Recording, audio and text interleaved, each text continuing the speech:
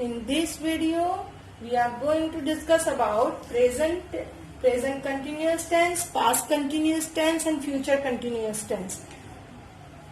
Here, continuous is given. Continuous यानी कि आप इसे progressive भी बोल सकते हैं. Whenever the progressive tense is given in your exam, don't be confusing between these both names. Both are the same thing. ये दोनों एक ही चीज है, continuous और progressive tense. Okay? अब बात करेंगे हम प्रेजेंट कंटिन्यूअस टेंस की.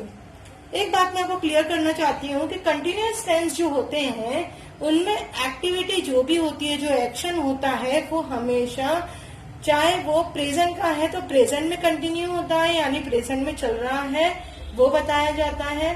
पास्ट कंटिन्यूअस टेंस में जो एक्शन है वो पास्ट में चल रहा होगा, और भविष्य काल की जब बात आती है फ्यूचर कंटिन्यूअस टेंस की, तो उसमें एक्शन फ्यूचर में चल रहा होगा, इसकी बात होती है. अब हम बात करते हैं प्रेजेंट कंटिन्यूअस टेंस की. Here we are taking about the present continuous tense. In present such kind of words you will have. रहा है, रही है, रही हूँ जैसे वर्ड्स वहां पर यूज होते हैं. मैं खाना खा रही हूँ, मैं यहाँ पढ़ा रही हूँ, वो वहां जा रही है, वो मार्केट जा रहा है. यानी कि जो activity in the present, the activity is going on. Recently the activity is going on, an action is recently going on, so that is called present continuous tense. एक बात मुझे जो समझ में आती है वो मैं आपको बताना चाहती हूँ कि जो ये कंटिन्यूअस टेंस होता है इसको सिंपल आप ही समझ लीजिए कि ये आईएनजी फॉर्मेट है. ING in present tense. जब हम प्रेजेंट की बात करेंगे तो ये है आईएनजी फॉर्मेट. अब देखो प्रेजेंट टेंस की जो वर्ब फॉर्म होती है वो तो मुझे पता है, आप लोगों को पता होगी. प्रेजेंट की जो वर्ब फॉर्म्स होती हैं यानी बी की फॉर्म होती है प्रेजेंट में is, am and are. Clear? जब प्रेजेंट टेंस की बात करते हैं तो बी की जो फॉर्म होती है वो होती है इज, एम, आर. और जो वर्ब की जो फॉर्म होती है first form of the verb, और उसमें आईएनजी ऐड कर देंगे आप, तो आपको मिल जाएगी प्रेजेंट कंटिन्यूअस टेंस. सिंपल है, कुछ भी नहीं है. प्रेजेंट टेंस की जो फॉर्म होगी इज, एम, आर, और वर्ब की फर्स्ट फॉर्म में आप आईएनजी ऐड करेंगे. It is verb plus ING, तो ये हो गया present continuous. ING continuity show करता है और is, am, are will shows the present tense. Clear? तो अब इसकी स्ट्रक्चर कैसे बनाया जाएगा? Subject plus is, am, are. जब प्रेजेंट टेंस की बात होगी तो मैंने आपको बताया प्रेजेंट टेंस बी की फॉर्म होगी इज, एम, आर. ये किसकी फॉर्म है? बी की फॉर्म है. Is, am, are plus verb की फर्स्ट फॉर्म में आईएनजी ऐड करेंगे, पार्टिसिपल फॉर्म बन जाएगी, then after object. It is too much simple. Present tense subject plus present tense is, am, are plus verb ING, then after object. अब example लेते हैं. For example, मैं खाना बना रही हूँ. मैं खाना बना रही हूँ यानी प्रेजेंट में, अभी प्रेजेंट में मैं खाना बना रही हूँ. That is the presently I am doing that work. Recently the work is going on, recently the action is going on. तो अब देखिए इसका कैसे बनेगा. मैं यानी आई के साथ क्या यूज होगा? एम. बना रही हूं तो ये खाना बना रही हूं, खाना बनाने की बात आ रही है तो cooking. I am cooking food. Clear? I am cooking food, am cooking food. Okay. Second person की बात करते हैं. आई क्या है? फर्स्ट पर्सन है. आई क्या है? फर्स्ट पर्सन है ना. सेकंड पर्सन कौन है? You. Third person he, she, it, और प्लूरल फॉर्म में क्या हो जाएगा? दे. तो ये ही, शी, इट के साथ इज आएगा, दे के साथ are. With you will use are. देखो बेटा, यू सिंगुलर हो या प्लूरल हो, whenever the you is whatever is given singular or plural form, you must have to add are. आप उसका जो वर्ब लगाएंगे वो आर लगाएंगे. When with I am. Clear? This one is clear? So I am cooking food. अब वो खाना बना रही है, वो तो वो क्या, यू, वो खाना बना रही है, बना रही है. For girl I am talking about, so she के साथ क्या आएगा, is. She is cooking food. She is cooking food. Then after, Radha खाना बना रही है. तो Radha is the third person singular noun. Radha के साथ क्या आएगा, is cooking food. Radha market जा रही है. Radha is going to market. वो स्कूल जा रहा है. He is going to school. Clear? When we are talking about interrogative form, negative form, firstly we are talking about the negative form. Negative form में क्या होता है, जो आपका इज एम आर है, इज एम आर और ING format, is am are और ING format है, उनके बीच में नॉट यूज कर दें. यानी इन दोनों के बीच में ब्रेकअप हो जाता है. You are making just slit in between them. They are slitting due to this not. Okay. Radha ने खाना नहीं बना रही है. Radha is not cooking food. वो स्कूल नहीं जा रहा है. He is not going to school. तुमने खाना नहीं बनाया है. You are not cooking food. उन्होंने काम नहीं किया है. They are not completing work. Simple. जब भी आपकी नेगेटिविटी के फॉर्मेट बनाएंगे प्रेजेंट कंटिन्यूअस में, तो आप क्या करेंगे, इज एम आर और आईएनजी के बीच में नॉट यूज करेंगे. That is subject is am are not ING and object. Subject is am are not ING and object. Clear? Whenever we talk about the interrogative form, interrogative, that means to ask questions. Ask question when you are asking question in present continuous tense. The helping verb would be at the first place. ये आपकी जो helping verb होती है वो first place पर आ जाती है. यानी कि जो आपकी is MR होगी वो first place पर होगी. Then after subject, then after ing form, and then after object. Let's take an example of it. Interrogative में जैसे मैं आपसे पूछती हूँ, मैं क्या बना रही हूँ, तो क्या मैं खाना बना रही हूँ, इज एम, देखिए यहाँ पर am I cooking food. Am I cooking food. She is cooking food को क्वेश्चन मार्क में कर देंगे, इंटरोगेट में कर देंगे. Is she cooking food. Is Radha not cooking food. अगर नेगेटिवली बोलना है तो आपको is Radha not cooking food. Is Radha cooking food. Is Radha not cooking food. Clear? ये हो गया इंटरोगेटिव. जब क्वेश्चन वर्ड वाली बात आती है, क्वेश्चन वर्ड यानी क्या मैं खाना बना रही हूं, क्या बोल रहे हो आप क्या पढ़ रहे हो, तो व्हाट आर यू डूइंग, आप क्या कर रहे हो. Clear? What are you doing. Question word का WH फैमिली आगे आ गई. Then after the verb form, helping verb, then after subject, and then after the V plus ing format, and then after question mark. Is this clear? In the present continuous tense, you are showing the action is going on continuously with ing. और जहां पर present tense की format लेते हैं is am are, यानी structure हो जाता है subject plus is am are, ING, verb में ING form, then after object. Is am are यानी आई के साथ am, we are, you are, he is, she is, it is, they are. Clear?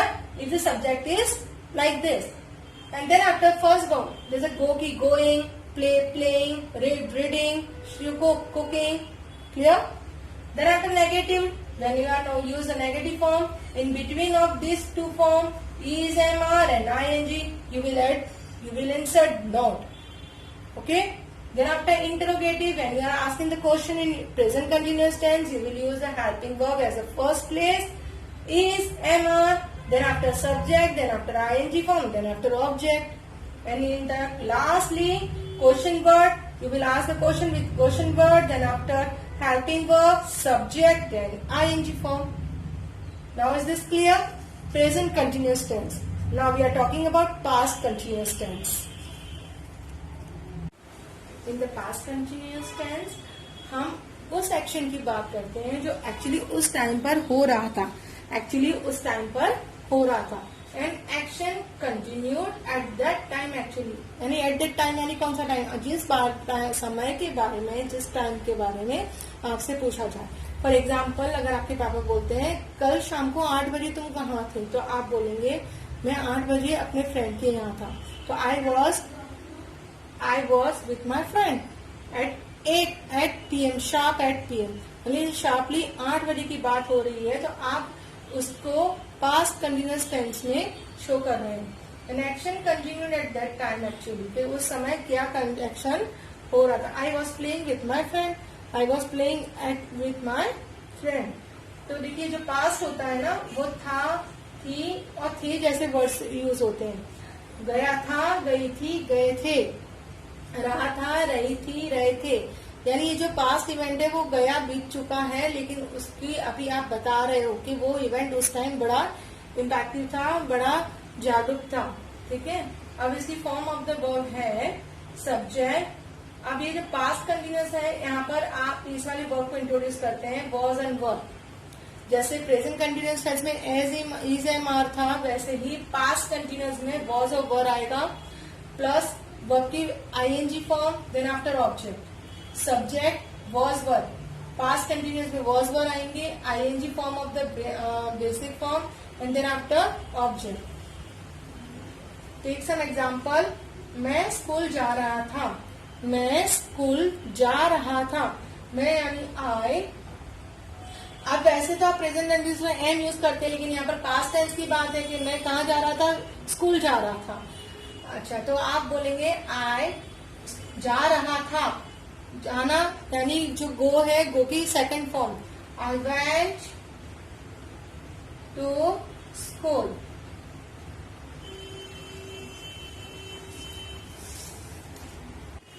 मैं school जा रहा था. तो आई के साथ क्या आएगा, वॉज. आई वॉज जा रहा था, going, ING form of go. I was going to the school, okay. I was going to school भी लिख सकते हैं, I was going to school. Okay. I के साथ वॉज आएगा, वी के साथ वर, यू के साथ सेकंड पर्सन या थर्ड पर्सन यू जो होता है, plural form, singular form, were ही आएगा. Then after further third person, he was, she was, they were, it was. Clear. अब यहाँ बात करते हैं, वह गाना गा रही थी. वह यानी यहाँ गर्ल के लिए बात की है, तो शी के साथ आएगा वॉज. सिंगिंग, गाना गा रही थी, सिंगिंग अ सॉन्ग. ओके. वे पढ़ाई कर रहे थे, वे यानी थर्ड पर्सन प्लूरल फॉर्म, वे यानी दे के साथ क्या आएगा, वर. दे वर पढ़ाई कर रहे थे, दे वर स्टडिंग, वो पढ़ाई कर रहे थे. बहुत इजी है, कुछ भी नहीं है. जो भी आपका सब्जेक्ट है उसके अकॉर्डिंग आप सब्जेक्ट रखते हो, और जब फर्स्ट पर्सन के according was and were, second person के अकॉर्डिंग वर, थर्ड पर्सन में भी आप वॉज एंड वर जहां भी यूज करना आपको समझ में आ गया है. आई के साथ क्या यूज होगा, was. We were, you were, he, she, it was, and they were. Simple. And then after ing form, going, singing, studying. Clear. And then after the last predicate of the sentence, यानी कि जो object है आपका वो आ गया. Simple. Negative form में क्या होता है, जो आपकी सब्जेक्ट होती है was और were, और ing फॉर्म जो होती है उसके बीच में नॉट लग जाएगा. सब्जेक्ट was और were, नॉट ing ऑब्जेक्ट. यानी वो गाना गा रही थी, शी वॉज सिंगिंग सॉन्ग. अगर इसे नेगेटिव बनाते हैं तो वो गाना नहीं गा रही थी, she was not singing a song. They were not studying, वो पढ़ाई नहीं कर रहे थे. क्लियर. उसके बाद आती है बात इंटेरोगेटिव की. तो इंटेरोगेटिव में जो होता है ना, ये जो होते हैं was and were, helping verb सबसे पहले आ जाते हैं. then after subject, then after ing and then after object. Was, क्या वे पढ़ाई कर रहे थे? तो यहाँ पर हमें वर्ड जो है पहले आ जाएगा, where they studying and question mark. Clear? अगर आप बात करते हैं इनके नेगेटिविटी के शो करने की, जो नेगेटिविटी फॉर्म है उसके बीच में मैंने आपको जैसे प्रेजेंट टेंस का बताया था। अब बात करते हैं हम future continuous tense. Future continuous tense show करता है जो इवेंट, जो एक्शन फ्यूचर में होने वाला है, will be perform in future, will be perform in future, जो इवेंट और जो एक्शन परफॉर्म करने वाला है फ्यूचर में, आप उसकी बात करते हैं तो उसे कहते हैं फ्यूचर कंटिन्यूअस टेंस। यहाँ पर देखिए फ्यूचर जो है वो रहा होगा, रही होगी, रहूंगा, रहूंगी जैसे वर्ड्स यूज होते हैं। ओके, तो अब इसके एग्जांपल्स लेते हैं। सबसे पहले इसकी वर्ब फॉर्म जो बनेगी, subject plus will be plus ing in the first form, then after object. अब देखिए यहाँ पर आप इंट्रोड्यूस करते हैं विल को। यहाँ पर फ्यूचर टेंस में विल और शैल भी यूज कर सकते हैं। शैल भी आप सब्जेक्ट के साथ आई और बी के साथ यूज कर सकते हैं, लेकिन शैल ज्यादातर मॉडल वर्ड्स में यूज होते हैं। इसलिए आप जो फ्यूचर के टेंसेस बनेंगे, फ्यूचर टेंसेस में जो भी सेंटेंस यूज करेंगे वहां पर आप विल यूज कर सकते हैं। You can make any sentence with any subject in the future tense with will. You can, so subject plus will plus be and then after ing of V1 and object. Here we have to add this B. B is showing the continuity. B is showing continuity. ये जो B है वो continuous tense यानी future continuous tense को show करता है। Future will continuous B and then after ing. Clear? It is a form of the structure of future continuous tense. Let's take some examples. Pihu market गई होगी, तो Pihu market गई होगी, होगी तो ये हो गया फ्यूचर टेंस। तो will, Pihu will be, will be तो आपको यूज करना ही है, will be going, going market, going market. Clear? अब जैसे मम्मी पापा कहीं जा रहे हैं और बच्चों को घर पर छोड़ के जा रहे हैं, and when they get out from they take their way to the outside of the door, and mom, especially mom, will say that to her what? To her kids, I know that when I will come, when I will return, you will be playing. जब मैं वापस लौट के आऊंगी तो तुम मुझे जरूर खेलते हुए मिलोगे, तुम खेल रहे होगे। तो तुम यानी you will be playing, you will be playing। तुम यानी you, will be तो इसके साथ आएगा, और खेल रहे होगे, खेलना यानी playing। ओके, देन आफ्टर मैं पढ़ रही हूँ, मैं I will be studying। Studying में लिख सकते हो, रीडिंग भी लिख सकते हो। I will be reading, I will be studying। Okay, studying. आप I के साथ shall भी यूज कर सकते हैं, I shall be studying। Clear? Isn't it easy? कि जब आप फ्यूचर में जो बात होने वाली होगी उसे यूज करोगे will be, and then after ing, तो will be plus ing, future continuous tense. Then after when we are talking about negative form, जब इसमें नेगेटिविटी आ जाती है तो क्या होता है? तो विल और बीच के बीच में दरार आ जाती है, ब्रेक आउट विद नॉट, यानी विल और बी के बीच में नॉट आ जाएगा। जैसे कि you will not be playing, I will not be studying, Pihu will not be going to market. Clear? अब आप बात करेंगे जब इंटरोगेटिव की। इंटरोगेटिव फॉर्म में जो आपका विल है वो पहले आ गया, हेल्पिंग वर्ब पहले आ गया, then after subject, then after be. देखिए विल यहाँ पर है, and then after your be, in between s is there and ing and question mark। Clear? अब जैसे मैं पूछ रही हूँ, मैं पढ़ रही हूँ, क्या मैं पढ़ रही हूँगी? तो will I be studying?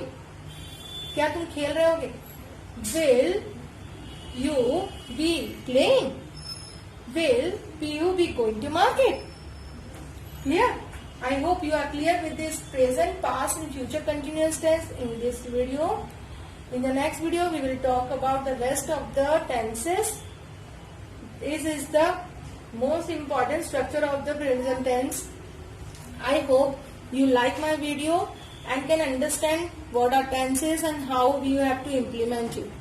So, if you like this, please like, share and subscribe my video, and please send your suggestions and comments. Till that, goodbye. Have a safe day.